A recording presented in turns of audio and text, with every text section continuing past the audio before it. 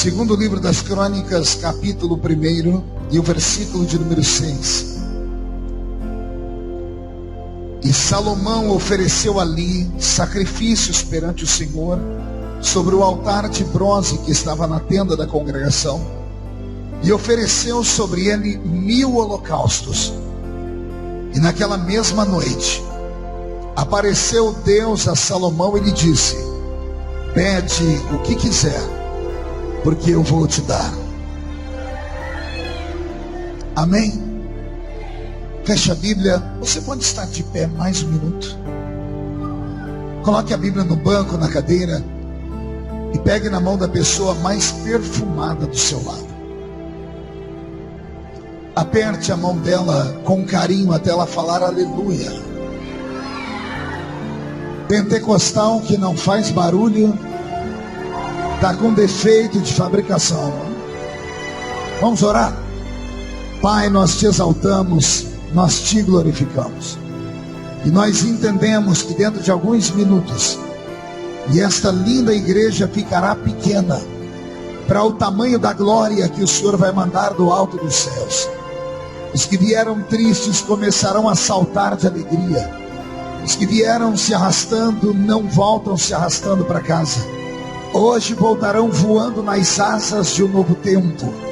E antes que eu comece a ministrar a sua palavra, cerque este santuário com a sua glória. E num raio de 5 quilômetros onde houver um demônio alojado, eu dou a esses demônios segundos para sumirem daqui.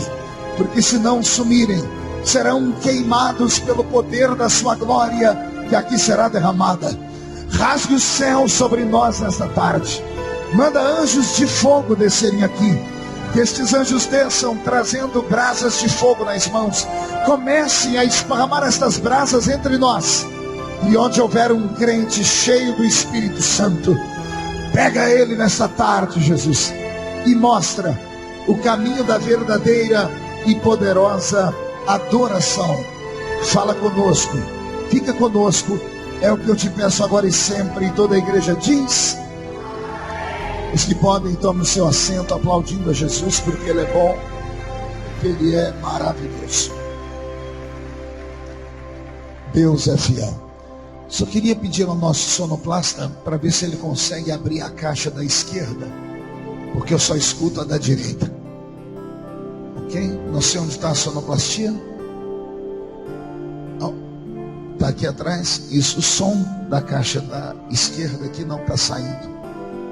Querida igreja, noiva do Cordeiro, simpatizantes da nossa fé, amigos que vieram de perto, que vieram de longe, pessoas queridas de Deus que assistem este culto pela televisão, eu tenho nesta tarde uma mensagem que pode mudar a sua vida para sempre. Eu só vou pedir que você me ajude em oração profunda. Eu estou sem dormir. Eu saí do Rio Grande do Sul, da cidade de Ijuí, às 2 horas da manhã, para chegar aqui de manhãzinha. Então eu não dormi até agora. Minha voz está carregada, mas meu espírito está possuído pelo temor de Deus. O que eu ouvi e vi nesta manhã já é o suficiente para caminhar por mais 40 dias na presença do Senhor. A maneira linda como Deus usa o nosso apóstolo Agenor e o seu ministério é algo que toca profundamente. Que Deus continue mantendo esse ministério debaixo de graça e de alegria. Queridos, eu li um texto nesta tarde, um texto que eu não me canso de ler, não me canso de pregar. Uma das histórias mais fantásticas, fabulosas da Bíblia Sagrada. Um momento único em que um ser humano consegue tocar o coração de Deus. Um momento em que um homem de carne e osso como eu e você consegue provocar Deus. E a provocação é tão forte, é tão violenta, que faz Deus quebrar regras, que faz Deus quebrar tabus, que faz o próprio Deus deixar as suas miríades angelicais e descer na terra e entrar nos aposentos de um homem e dar a este homem uma palavra que, se Deus desse ela a mim, mudaria a minha vida para sempre. Oxalá que aquilo que Deus falou com Salomão naquela noite venha reverberar no seu coração nesta tarde. A minha Bíblia diz que do nada Deus entrou no quarto de um homem e disse assim para ele: pede o que você quiser, porque eu vou te dar. Eu vou falar de novo para ver se empolga o seu coração. Deus, o Criador do universo, deixou o céu, entrou no quarto de um homem e disse assim a ele: pede o que você quiser, porque eu vou te dar. Esse texto já mexe com a alma da gente. Não seria nem necessário interpretarmos ele, porque ele é autoexplicativo. Ele é autoexplicativo porque o Criador do universo, o Eterno, resolveu entrar no quarto de um homem e dizer àquele homem: você não pode ganhar de mim, por isso você vai pedir agora o que você quiser, porque eu vou te dar. Como assim, pastor? Como Deus estava dizendo àquele homem nas entrelinhas que aquele homem não poderia ganhar de Deus jamais? A história de Salomão ela é envolta em mantos de mistério. Quem conhece a Bíblia Sagrada sabe que Salomão é filho do grande rei Davi. Ele é filho de Davi com Batseba. E aqui começam os problemas. Batseba é a mulher com quem Davi adulterou. Batseba é a mulher com quem Davi, além de pecar, fez ele provocar uma tristeza tão grande na terra, porque ele, além de dormir com a mulher, mandou matar o marido dela. Pior do que isso, além de ter dormido com a mulher e mandado matar o marido dela, ele achou que podia esconder dos olhos de Deus. Mas um dia Deus usou um profeta, foi até ele e trouxe a revelação do seu pecado. E eu pensei que Deus fosse matar aquele homem, que Deus fosse destruir Davi. Mas o amor de Deus por Davi era tão grande, porque Davi era um homem segundo o coração de Deus, que Deus deixou que a falência dele saísse da sua própria boca e não da boca de Deus. O profeta perguntou ao rei Davi: se há um pecado como esse no seu reino, como é que o homem que comete tal pecado deve pagar pelo crime? E Davi grita: esse homem deve pagar 4 vezes pelo seu crime. E o profeta então revela: esse homem é tu, ó rei. E aqui começa uma série de tristezas, uma série de coisas ruins sobre a vida do poderoso rei Davi. Davi teve 20 filhos quando passou por esse mundo. 19 eram homens e apenas uma filha mulher. A filha mulher é conhecida, seu nome é Tamar. Um homem que tem 19 filhos homens e é rei, tem um palácio, tem um reino e súditos, está muito feliz porque vê 19 meninos correndo, perambulando, brincando, quebrando, aprendendo. Mas ele fica extremamente feliz quando no meio dos 20 filhos sai uma princesinha, uma querida menina, que vem ao colo do pai e o beija e o abraça e brinca com seus cabelos que eram encaracolados e ruivos. Eu sei disso porque eu tenho 3 filhas, e quando chego em casa me sinto um rei, porque as 3 vêm me abraçar, vêm me fazer carinho, e o pai se sente um verdadeiro rei. Davi tinha 19 meninos que quebravam tudo dentro do palácio, mas tinha uma menina que chamava ele de pai, que abraçava e dava a ele carinho. Pois bem, a desgraça sobre a vida de Davi começa depois que ele libera a palavra que o homem tem que pagar 4 vezes pelo seu crime. Davi começa pagando com um filho, o primeiro filho que nasceu de Batseba. O menino nasceu em pecado. A Bíblia diz que o menino nasceu até bonito, todavia nasceu doente. E Davi, tentando repreender a morte, jejuou por 7 dias. Mas cada vez que ele jejuava, mais o menino ficava doente. No 7º dia do seu jejum, o menino morreu. A tristeza foi de abalar o coração de Davi. E Davi entendeu que era Deus começando a puni-lo. Ele disse que o homem teria que pagar 4 vezes. E começa o pagamento. O menino de Davi, o seu filho, morre de doença. Daqui a pouco, essa menina que eu disse que era querida pelo rei, que é Tamar, fica sabendo que o seu irmão Aminon está doente no quarto. E Aminon quer que ela venha cuidar dele. E quando ela entra dentro do quarto, ela não sabia que ia cair em uma armadilha. Aminon tranca o quarto e estupra a menina chamada Tamar. Aminon é irmão de sangue de Tamar. Não é um pecado comum, é um incesto. É algo feio, nojento, repudiante. E quando a história se alastra pelo palácio de que a única filha de Davi foi estuprada, cai o coração de Davi em desgraça. Porque naquele mundo antigo, quando uma mulher era estuprada, caía sobre ela o peso do crime. Ela era arrancada do seio da família e mandada para a zona do Baixo Meretrício. Davi perde a única filha que ele tinha. Ela morre moralmente, porque ela não pode mais ficar no palácio. Ela tem que ir para a zona do Baixo Meretrício e cumprir a lei daquele mundo antigo. Davi perdeu um filho morto por doença e agora perde uma filha para prostituição. O menino Aminon, que está dentro do palácio, sai andando pelos corredores dizendo: eu posso fazer o que quiser porque o meu pai não me repreendeu. E se algum dia você ler a Bíblia e perguntar por que Davi não repreendeu Aminon, você vai entender. Era como se Davi dissesse assim: como é que eu posso dizer para o meu filho que ele não pode violentar uma mulher se eu violentei uma que não era minha? A maldição começa a crescer. Como o menino não é repreendido, Aminon anda cantando de galo dentro do palácio, até que ele esbarra com outro irmão de sangue dele chamado Absalão. E Absalão amava demais Tamar.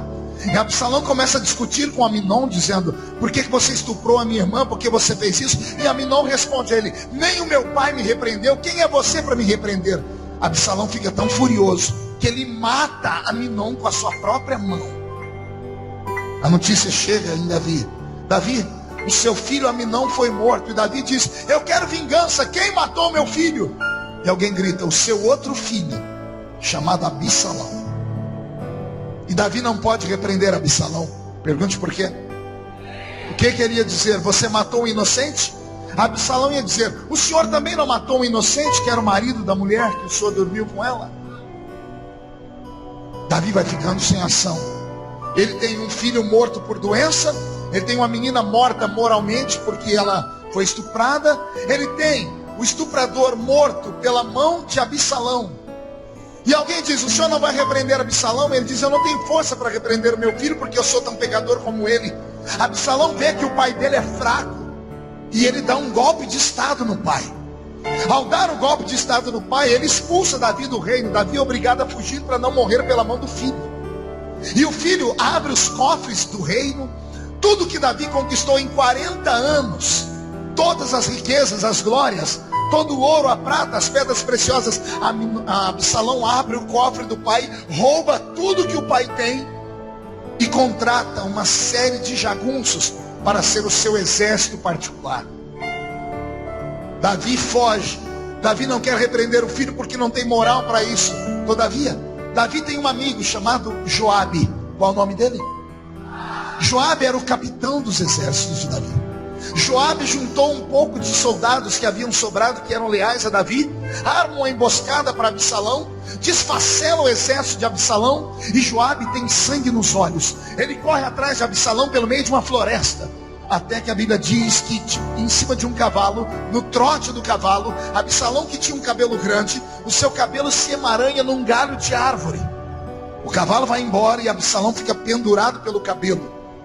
Joabe chega diante desse menino que comete esse crime contra o pai. Joabe chega diante de Absalão, e ao invés de algemar o menino, amarrar o menino e levar preso, ele está com tanta fúria que ele tira a sua espada e finca a espada na barriga de Absalão e mata o menino. Quando a notícia chega onde Davi está, alguém diz: Davi, Absalão, seu filho, foi assassinado. Davi se levanta e diz: mas nem eu repreendi meu filho, eu quero vingança, quem matou meu filho? E quando a notícia chega que é Joabe, Davi se entristece e fica sem ação. Pergunte por quê? Lembra quando Davi mandou trazer Urias do campo de guerra, o marido de Batseba, para disfarçar a gravidez? Lembra que o homem não quis dormir com a mulher, ele falou para o rei que queria voltar para a batalha? Lembra que antes de voltar, Davi escreveu uma carta, entregou na mão de Urias e disse: leve esta carta para o capitão do exército. O nome dele é Joabe. Quando Joabe abriu e leu a carta, ele leu assim: Joabe, meu amigo, me ajude a esconder um crime. Mate esse homem que levou essa carta. Coloque ele no campo de batalha, no pior momento da batalha, no lugar onde é mais aguerrida. E Joabe, como bom escudeiro e amigo, mandou Urias para a morte. E agora quem é que mata Absalão? Joabe. Davi não vai vingar o filho, Porque Joabe é cúmplice do crime dele. Esses 4 filhos que Davi perdeu, fez ele cumprir o que saiu da boca dele. Pague o homem 4 vezes pelo seu crime. Davi tem um filho morto por doença, tem uma filha morta moralmente porque foi estuprada, tem o estuprador dela morto pela mão de Absalão, e tem Absalão morto pela mão de Joabe. Cumpriu-se o ciclo. Só que isso custou a saúde de Davi. Davi está em depressão profunda. Davi está deitado em uma cama e não tem força para se levantar mais. Davi sabe que a desgraça não acabou, porque quando o menino que sobrou do adultério dele com Batseba, que é Salomão, é o segundo filho com Batseba, Davi sabe que quando ele fechar os olhos e morrer, os seus filhos vão fazer justiça e vão matar Salomão e a mãe dele. Então, antes de morrer, a minha Bíblia diz que Davi faz passar pelo quarto dele todos os seus filhos, e ele abençoa cada um deles. Mas quando chega o último filho, a rapinha do tacho, que se chama Salomão, a Bíblia diz que Davi pediu para que Salomão pegasse a mãozinha dele e colocasse debaixo da coxa dele. E Davi travou a mão do menino entre a sua coxa e o colchão da cama. E o menino deve estar apavorado porque nunca viu o pai fazer aquilo. Isso era um juramento. E Davi, sem força, doente, disse ao menino: promete que você vai servir o meu Deus? E o menino disse: prometo, meu pai. Promete que você vai ser fiel? Prometo, meu pai. Eu tenho um plano que eu criei, mas não pude fazer. Davi abre o coração para uma criança de 8 anos e diz assim: quando eu pequei, eu tentei aplacar a ira de Deus, construindo para ele um templo. Eu mostrei para ele a engenharia, e Deus disse: gostei do templo, mas você não pode construir. Por que não, Senhor? Porque nas suas mãos, Davi, estão o sangue de inocentes. Então Davi chama um menino de 8 anos e diz assim: você promete que vai cumprir o que está nesse papel? Você vai construir uma casa para o meu Deus? E o menino diz: prometo, papai. Batseba está dentro do quarto, não está entendendo nada. Pergunte por quê. Quem pode ser ungido como rei é o filho primogênito. O primogênito assume o rei. Mas Salomão não é o primogênito, é o último. Já ouviu falar que o último vira o primeiro? Quem tem que herdar o trono é o filho primogênito. Mas Davi sabe que se o primogênito dele herdar o trono, ele vai mandar matar Salomão e a mãe dele, porque Salomão e a mãe dele são símbolos de pecado dentro do palácio. Todo mundo olhava para Batseba com o nariz comprido. Quando aquela mulher passava com aquele menininho loiro, as pessoas diziam: essa aí é a culpada da desgraça do rei e do reino. Quando Davi fechar os olhos, a gente mata os dois. E Davi estava cansado de sangue inocente nas mãos. Então o dia que Davi fez esse menino jurar, ele fez uma oração. Aleluia. Ele olhou para o céu e disse: se tu ainda me amas,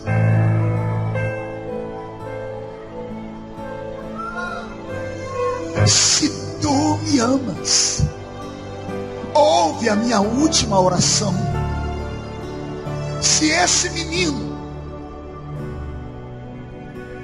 ficar por aqui quando eu morrer, vão matar ele e a mãe dele. A mãe dele não tem culpa, fui eu que fui procurar ela, fui eu que tomei ela do marido dela.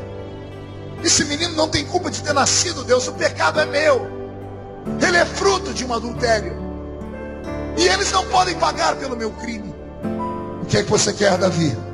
Senhor, unge o meu filho como rei no meu lugar.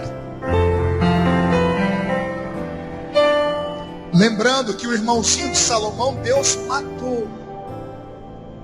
Morreu com uma enfermidade sem cura, porque era pecado. Só que a minha Bíblia diz que uma fonte não jorra água doce e amarga ao mesmo tempo. Pode uma fonte jorrar água doce e amarga? O fruto de Batseba era podre quando deu luz ao primeiro filho que Deus matou, apóstolo Agenor. Continuou podre quando deu luz a Salomão. Era um ventre adúltero, continuou sendo adúltero. O primeiro menino Deus matou. Vamos ver o que Deus fez com o segundo. A Bíblia diz que Deus abriu o céu e olhou para o menino e o amou.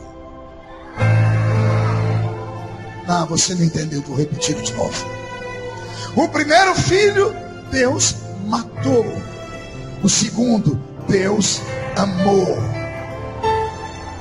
Comece a receber a palavra.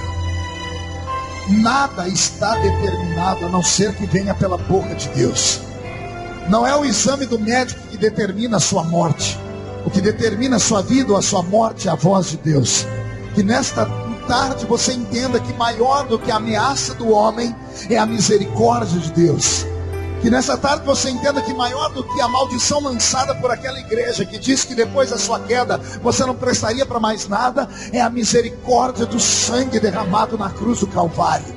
Se alguém diz que a sua vida acabou, Deus me trouxe como profeta nessa tarde para te dizer: acabou aquela vida, porque hoje começa uma vida nova. A glória da segunda casa será maior do que a glória da primeira. Alguém acredita nisso? Vamos dar um grito de glória para inundar esse.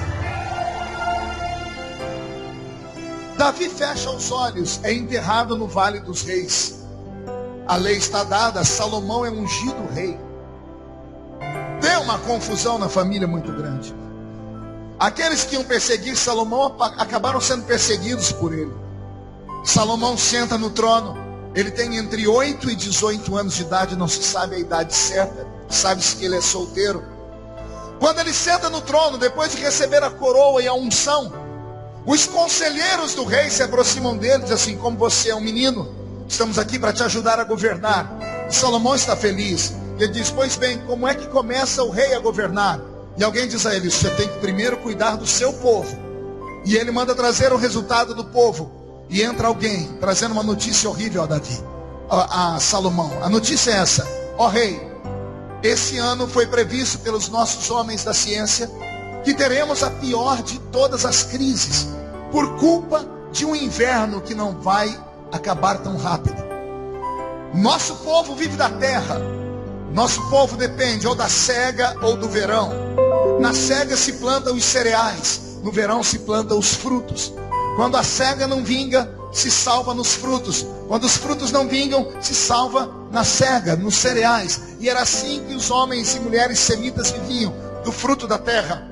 Então, quando se tem um reino, quando se tem súditos, e nenhum dos dois momentos de colheita funciona, quando a cega não vinga e quando o verão não vinga, cumpre ao rei abrir os cofres reais e salvar o povo.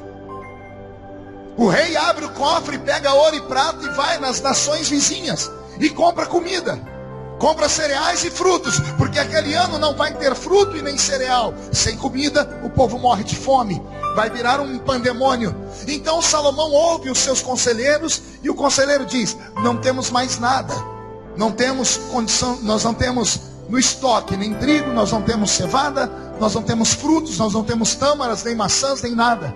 E Salomão diz: o que faria o meu pai? E então entra o ministro da fazenda e diz a ele: olha, quando o rei vê essa coisa acontecer, ele abre o cofre e manda comprar comida. E Salomão diz: então está resolvido o problema. Alguém abre o cofre do meu pai, pegue dinheiro e vá comprar comida para o meu povo. O tesoureiro vai ao cofre. Momentos depois, quando ele volta, os seus olhos estão estalados para fora. Ele está tremendo. E ele diz: rei, temos um grave problema. Qual é o problema? O reino está quebrado. Não há nada, nem ouro, nem prata, nem pedras preciosas, nada. E Salomão deve ter perguntado: como assim? E o meu pai? Foram 40 anos de reinado, de vitória, 40 anos de conquista, 40 anos plantando, colhendo, 40 anos ganhando ouro e prata. Então alguém entra dentro da sala e diz assim: o seu pai teve um infortúnio antes de morrer, sofreu um golpe de estado. O seu irmão Absalão roubou tudo que o seu pai tinha, gastou tudo contratando jagunços, e o resultado é que não temos nada, não temos comida e não temos dinheiro. A tristeza toma conta do palácio e começam a dizer as más línguas: Israel acabou a nação. Sem comida vamos morrer de fome. Não há comida, o inverno será rigoroso, não há dinheiro, Israel está falido, acabou a história. E então Salomão começa a perguntar para os seus secretários: mas não sobrou nada da riqueza do meu pai? Não sobrou nada de bom da riqueza dos 40 anos de governo dele? E alguém diz assim: olha, para não dizer que não sobrou nada, sobrou 1000 bois. 1000 o que, igreja? 1000 bois. Se fosse vaca, ainda ia, porque vaca dá leite, e com leite se faz o queijo, o requeijão. A vaca, basta um boi para deixar prenha várias vacas, poderia nascer bezerros. Mas a Bíblia diz que sobraram 1000 bois. Eram bois de arado. Eram bois que naquele inverno iriam rasgar a terra toda para que se plantassem sementes. E boi de arado tem um músculo muito duro, a carne não é boa para comer. E quando alguém diz: sobrou 1000 bois aqui, a única coisa que nós temos, Salomão fecha os olhos e faz uma oração. Ele lembrou do que o pai dele disse: seja fiel ao meu Deus. E esse menino tem uma ideia que mexeu com a minha alma e vai mexer com a sua. Ele manda trazer os sacerdotes de Israel todos e diz assim: peguem esses 1000 bois de arado e levem para o alto da montanha, e convide Israel inteiro para subir a montanha também.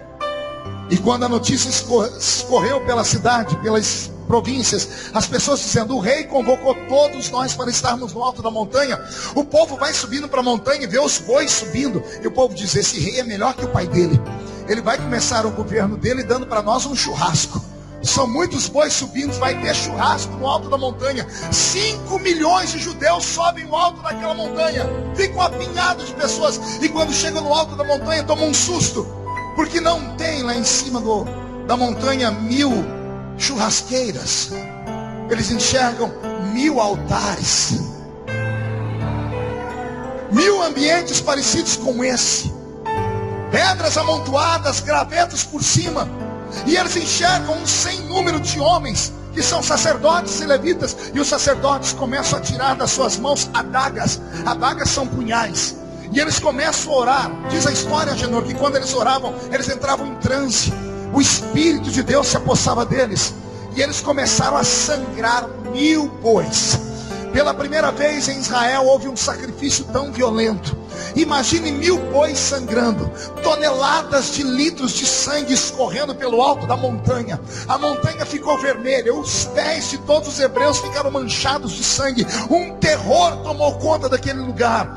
E quando estavam prontos, depois de sangrar e cortar os pedaços dos animais, os sacerdotes atearam fogo sobre o primeiro altar, sobre o segundo, sobre o de número 900. De repente tem 1000 colunas de fumaça subindo ao céu, 1000 sacrifícios inundando os céus de Jerusalém ficam turvos, tudo fica escuro. O cheiro da carne queimada invade a narina de 5 milhões de judeus, que ficam em silêncio profundo, tomados por temor. E depois que tudo isso acontece, os sacerdotes mexem dentro dos sacrifícios e veem que só tem cinzas. Os ossos foram queimados, as vísceras foram queimadas, a carne foi queimada, o couro foi queimado, não ficou nada para os judeus. Quando termina o sacrifício, as pessoas começam a descer do alto da montanha, irem para suas casas. Cada uma tem uma opinião. Uma diz: esse homem é santo, ele deu a Deus um presente. Outros dizem: esse homem é louco, poderia ter usado essa carne para matar a fome do seu povo. Os secretários do rei devem estar dizendo: eu vou me mudar daqui, porque esse homem é muito ignorante. Ele poderia ter deixado esta carne, porque com 1000 bois mataríamos a fome de 5 milhões de pessoas por pelo menos 2 ou 3 semanas. O inverno será de 6 meses, mas a gente ia fazendo um racionamento de comida. Esse homem é louco. Salomão sai do alto da montanha e vai para o seu palácio. A Bíblia diz que ele entrou dentro do seu quarto e se trancou lá dentro. Pergunte por quê? Eu acredito que ele fez esse sacrifício não com a razão, ele fez com a emoção. Ele fez não como um rei, ele fez como uma criança. Ele cresceu ouvindo histórias do pai dele dizendo que Deus sentava nas asas de um querubim e vinha voando nas asas do vento. Ele achou que se ele desse aquele sacrifício, Deus sairia do céu e iria lá mostrar para Israel que ele estava com eles. Mas Deus não desceu naquele sacrifício, não diante do povo. Deus não desceu diante dos sacerdotes, nem diante dos levitas. Deus esperou Salomão entrar no quarto dele. E a minha Bíblia diz que naquela mesma noite, antes antes da meia-noite. Antes da meia-noite, não sei se pelo teto, se pelo chão, não sei se pelas janelas ou pelas portas, a Bíblia diz que Deus apareceu diante de Salomão e disse a ele: ninguém ganha de mim, ninguém pode ganhar de mim. Diga assim para mim, explica, pastor. Só falo se todo mundo pedir. Grite. Deus está dizendo, Salomão, nas entrelinhas: eu vim aqui porque você me provocou. Ninguém pode ganhar de mim em generosidade. Ninguém. Ninguém nunca fez o que você fez, rapaz. Ninguém nunca me deu tudo que tinha. Ninguém arriscou matar Israel de fome para matar a minha sede de adoração. Ninguém nunca me deu um sacrifício tão violento como esse. Já que você me deu tudo que você tem, eu desço aqui e te dou tudo que eu tenho também. Pede o que você quiser. Pede. Pede agora.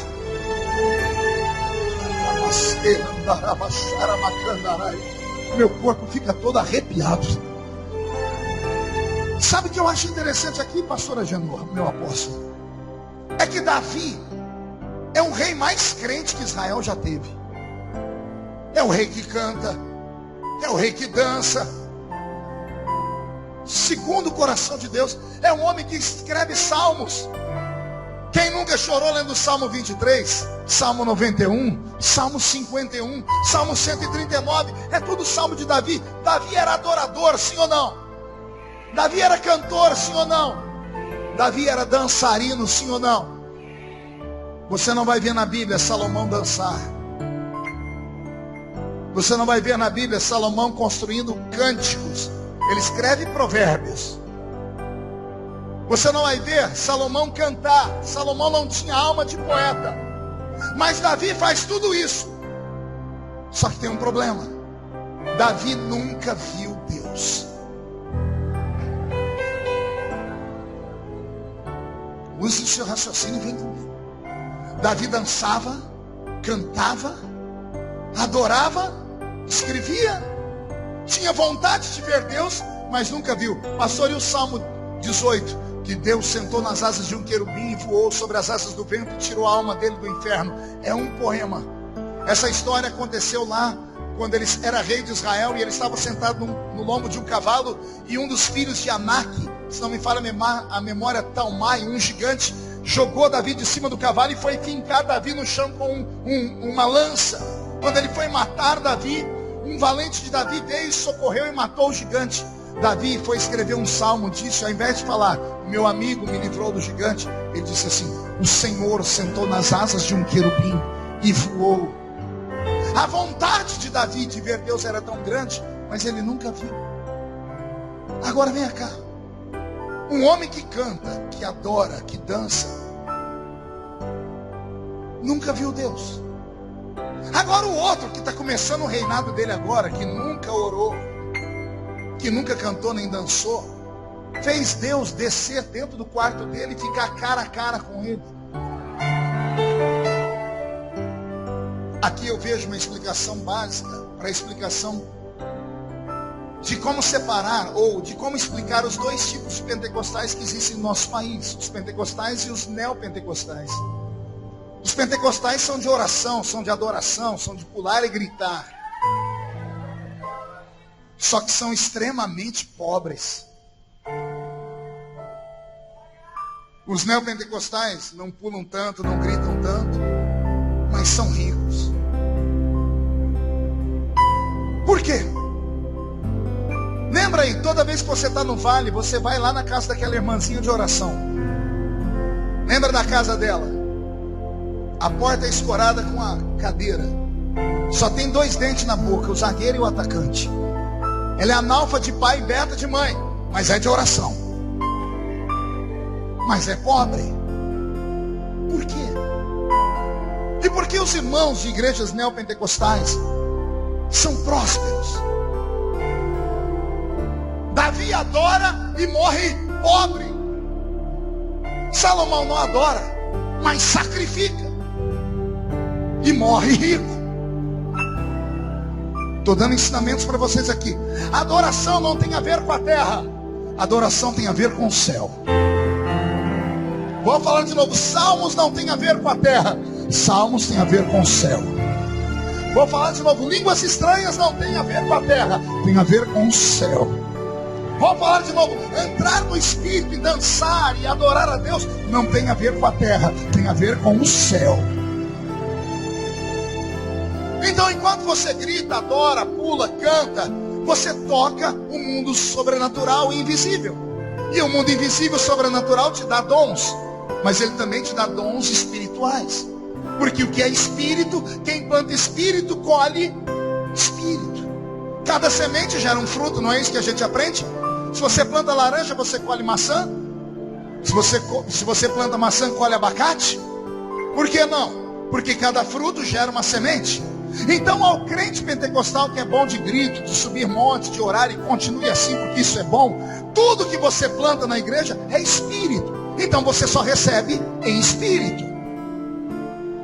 Agora, quando um crente resolve fazer um sacrifício, aí não é espírito, aí não tem a ver com o céu, aí tem a ver com a terra. Dízimo, oferta e sacrifício não tem a ver com o céu, tem a ver com a terra. Temos dificuldade em ensinar porque as pessoas logo vão falar que somos charlatões, enganadores, ladrões, mas não é. Dízimo, oferta e sacrifício não leva ninguém para o céu. Por quê, pastor? Porque a salvação já foi comprada e foi pago um alto preço, sangue derramado na cruz do Calvário. Entendeu isso? A salvação já é sua de presente porque Jesus morreu na cruz. Então, quando você oferta, dizima e sacrifica, a Bíblia diz para que é: trazei os dízimos e as ofertas à casa do tesouro, para que haja mantimento na minha casa. A casa aqui da terra, não a casa do céu. Davi foi cheio do Espírito Santo porque plantou no Espírito, mas nunca provocou Deus com um sacrifício violento. Salomão nunca orou a Deus tão forte, mas ele começou o ministério dele provocando Deus, porque ele sabe que tudo que o homem se apega nesta terra é a matéria. O homem tem um metalzinho no bolso, ele bate e morre por aquele dinheiro. Compra um carrinho, ele não deixa nem a criança botar a mão na maçaneta. Ele põe uma cerca ao redor da sua casa para ninguém entrar ali, porque o que é matéria é conquistado com muito suor, não é assim? Pois bem, o homem morre pela matéria. Então, quando a Bíblia Sagrada fala de sacrifícios, a Bíblia Sagrada fala assim, de homens e mulheres que pegam aquilo que custa muito para eles e põem no altar de Deus. Quando isso acontece, você provoca uma reação sem tamanho no céu. Quem faz pelo reino mais do que pode, recebe do reino mais do que precisa. Vou repetir. Quem faz pelo reino mais do que pode, recebe do reino mais do que precisa. Tem alguns textos da Bíblia que eu estava lendo esses dias e eu comecei a chorar pelo tamanho da revelação. Alguém lembra do jovem rico? Quem lembra do jovem rico? O jovem rico viu Jesus numa praça, caiu de joelhos aos pés de Jesus e disse o quê? Bom mestre, o que eu tenho que fazer para herdar a vida eterna? Aí Jesus disse para ele, conhece os mandamentos? E ele descansa, graças a Deus, conheço e respeito desde a minha mocidade. Ele achou que a salvação dele tinha a ver com as doutrinas da igreja. Só que nem as doutrinas da igreja e os mandamentos davam a ele a alegria de salvação. Por isso ele está aos pés de Jesus, mesmo cumprindo todos os mandamentos. E ele diz, como eu faço para herdar a vida eterna? Aí Jesus mexeu com ele. Jesus disse assim, já que você respeita os mandamentos, só falta uma coisa. O quê? Vende tudo que você tem. Ai, Jesus está dizendo assim para ele, sacrifica. Ninguém sacrifica porque quer, sacrifica porque é obrigado a sacrificar. Tem uma mulher na Bíblia que pegou todo o dinheiro dela, comprou um perfume, entrou numa sala onde Jesus estava e começou a jogar o perfume no pé de Jesus e começou a enxugar o pé dele com o cabelo. A Bíblia diz que era uma mulher adúltera, pecadora, uma prostituta. Judas, quando viu aquilo, o tesoureiro ficou irado, falou, Senhor, se pegar esse perfume e vender, a gente mata a fome dos pobres. Olha o que Jesus disse para Judas, os pobres sempre tereis convosco. Mas essa mulher sabe que eu não vou estar aqui para sempre. E o que ela está fazendo? ela está sacrificando a vida dela aos meus pés. Ela está aproveitando uma oportunidade e sacrificando aos meus pés. Tem um homem na Bíblia que encontra um anjo. O anjo diz assim para ele: ei, varão valoroso, o Senhor é contigo. Vai nessa tua força, porque você vai livrar Israel das mãos dos midianitas. Deus está dizendo: eu estou te levantando como ministro, como obreiro meu. Esse homem não acreditou na voz de Deus. Olha o que ele fez: o senhor pode esperar aqui um pouquinho, porque eu quero a confirmação do meu ministério. Ele foi para a casa dele, horas depois ele voltou com um monte de sacrifício. Ele colocou carne assada, bolo, e pegou azeite, despejou em cima de uma penha e disse: se a minha chamada é verdadeira, recebe o meu sacrifício. A Bíblia diz que o anjo sacou de um cajado. Aqui tem uma história estranha, né? Anjo não tem cajado. Quem tem cajado é o pastor. O Senhor é meu pastor e nada me faltará. Não era um anjo, era o próprio Deus em forma de anjo. Sacou o cajado e disse: eu recebo o teu sacrifício agora, e eu te dou um ministério de livramento para a terra. Levante a mão direita para o céu, por favor. Agarre o ombro de quem está do seu lado. Agarre a pessoa com carinho. Chacoalhe a pessoa até ela ficar irritada.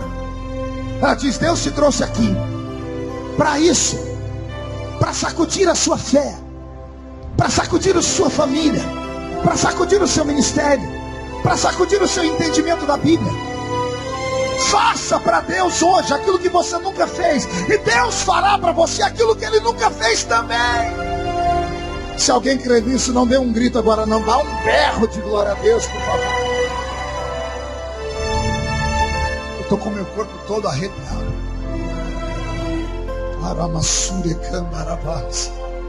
Jesus está em um culto como esse. Eu vi aqui o nosso apóstolo ministrar sobre uma juíza. Haviam pessoas importantes, tais como essa juíza no culto. Aqui tem empresários, aqui tem homens ricos, importantes. E Jesus estava no meio dessa patota toda. E na hora da oferta, Jesus fez uma coisa que ele nunca tinha feito antes. Pergunte o quê? Ele foi do lado do gasofilácio para ver o que o povo estava dando. Olha o constrangimento. Você vai numa igreja e o pastor fica olhando, vê quanto que você vai dar de oferta. É Jesus que está olhando. Quando as pessoas que estão vindo para a oferta veem que é Jesus, eles mudam o dinheiro na hora. Jesus tem que ver uma coisa boa. Os ricos começam a colocar fortunas, começam a colocar dinheiro achando que estão conquistando o coração dele. Daqui a pouco sai uma mulher com 2 moedinhas. Quando ela solta as moedas no gasofilácio, a moeda atravessa os dinheiros de papel e bate no fundo e faz barulho. Todos os que ofertaram muito dinheiro olham por cima do ombro e murmuram. A Bíblia diz que eles diziam no coração. Olha Jesus repreendendo eles: por que arrazoais em vossos corações sobre o que esta mulher está fazendo? Esta oferta pode não prestar para vocês, mas para mim é a maior de todas, porque vocês dão daquilo que sobra. Essa mulher não, ela sacrificou. Ela me deu tudo que ela tinha. Ela me deu tudo que ela tinha. Ela me deu tudo que ela tinha. Ela moveu o céu, a terra. Ela foi contra as contas. Ela foi contra a comida dela. Ela foi contra o aluguel dela. Ela foi contra pagar as suas dívidas. Diz: o que eu tenho, eu vou chamar a atenção dele. Eu vou colocar aos pés dele. Senhoras e senhores, todas as vezes que você ter uma chance, uma oportunidade de fazer um sacrifício, não perca. Faça, mas faça com a alma aberta, porque aquele que faz pelo reino de Deus mais do que pode, recebe do reino mais do que precisa. Oxalá Deus encontre aqui nesta tarde, ainda antes do culto terminar, algum Salomão desavisado, que tenha guardado no seu bolso seus 1000 bois, e resolva hoje fazer assim: tudo que eu tenho eu deixo no altar do meu Deus. E você correrá o risco de ouvir Deus nesta noite, ainda antes da meia-noite, entrar no seu quarto, no seu carro, na sua sala, na sua casa, no seu banheiro, e dizer: ei, pede o que você quiser, pede porque eu vou te dar. O homem que dá a Deus tudo que tem, recebe de Deus tudo que Deus tem também. Alguém acredita nisso? Então não dê um grito agora, não, dê um berro de glória a Deus bem forte.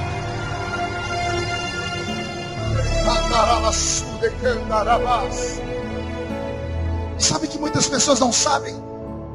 É que o que você precisa não é de uma porta aberta. Você precisa de algo extraordinário. E algo extraordinário só pode acontecer se você também fizer algo extraordinário. Apóstolo, eu posso fazer um exercício com esse povo? Quem aqui não tem casa própria? Abaixa as mãos. Qual é o valor da casa que você gostaria de ter? Ninguém fala. O problema começa aqui. Como é que Deus vai te dar uma coisa que você não sabe o que quer? O meu povo não recebe porque não sabe pedir. O meu povo pede mal. Vou perguntar de novo. O profeta está falando. Qual é o valor da casa que você quer morar? Lá atrás levantou a mão. Sim, é minha casa, minha vida, miserável. Já que vai pedir, pede uma coisa boa. Não que minha casa, minha vida não seja boa, mas tem coisa melhor. Vou falar de novo, 1, 2, 3, qual o valor da casa? Vai colocando num cantinho da cabeça. Quem aqui não tem carro? Qual o valor do carro que você gostaria de ter? Tem uma mãozinha assim, é Fusca, miserável. Brasília. Qual é o valor do carro? Some o carro junto ao valor da casa. Vai colocando aí, calma. Quanto você precisa para terminar o ano em paz? Quanto você precisa para liquidar suas dívidas, limpar o seu nome, levantar a sua empresa? Quanto? 3, 2, 1. Coloque o valor no canto, vai somando aí. Quem aqui tem filhos? Quem tem mais de um? Ninguém abaixa a mão. O bom crente é assim, não cria família, cria tribo. Quem quer que os seus filhos terminem os anos de estudo na melhor universidade do estado? Então tem uma notícia triste para te dar. Dizem que as melhores universidades do estado são as federais. Mas as universidades federais do Brasil estão tomadas por comunistas que estão destruindo a mente dos nossos filhos. Mesmo assim, para o seu filho estudar lá, ele tem que ser gênio. Porque se não for um gênio, ele não entra lá. Então resta a segunda opção, pergunte qual? Uma faculdade ou uma universidade privada. Você sabe quanto custa para estudar um filho por 5 a 6 anos em uma universidade? 300 mil reais. É o que você vai gastar no final de 6 anos. Com comida, moradia, mensalidade, livros, transporte e tudo mais. Quantos filhos você tem? Multiplica 300 pelo número de filhos. Bota num canto com a soma do carro, da casa, da dívida. Eu vou parar por aqui, senão vou te escandalizar. Puxa um subtotal aí. Quanto você deve? Quanto você precisa? Agora divide tudo isso pelo seu salário do mês. Quantos anos você vai ter que trabalhar? Vai ter gente aqui que Jesus vai voltar. Nós vamos para as bodas do Cordeiro. Nós vamos voltar no milênio e a pessoa ainda está endividada. Então murcha a barriga, estufe o peito e faz cara de leão. Porque você é descendente do leão da tribo de Judá. E olhe para mim, você não precisa de uma portinha aberta. Você precisa de uma interferência de Deus. E só tem um jeito de ter essa interferência. É você ir além da normalidade. Ir além da normalidade é fazer como Salomão fez. É ter coragem de fazer um sacrifício violento. Porque quem faz pelo reino mais do que pode, recebe do reino mais do que precisa. Eu quero profetizar que muitas pessoas que estão aqui hoje em pobreza profunda, chegará um tempo que quando chegarem na porta dessa igreja, vai ter motorista e alguém para abrir a porta do seu carro. Eu profetizo que antes de Jesus voltar, além da sua salvação que já está garantida no céu, você terá uma vida de paz e de prosperidade nessa terra. Esse ano será o melhor Natal que você já teve com toda a sua família.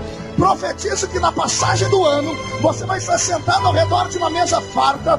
Você vai lembrar desse culto, vai lembrar que fez seu sacrifício, vai pegar um copo de Coca-Cola, porque crente não bebe cachaça, vai levantar bem alto e vai dizer: eu e a minha casa, com saúde e prosperidade, servimos ao Senhor.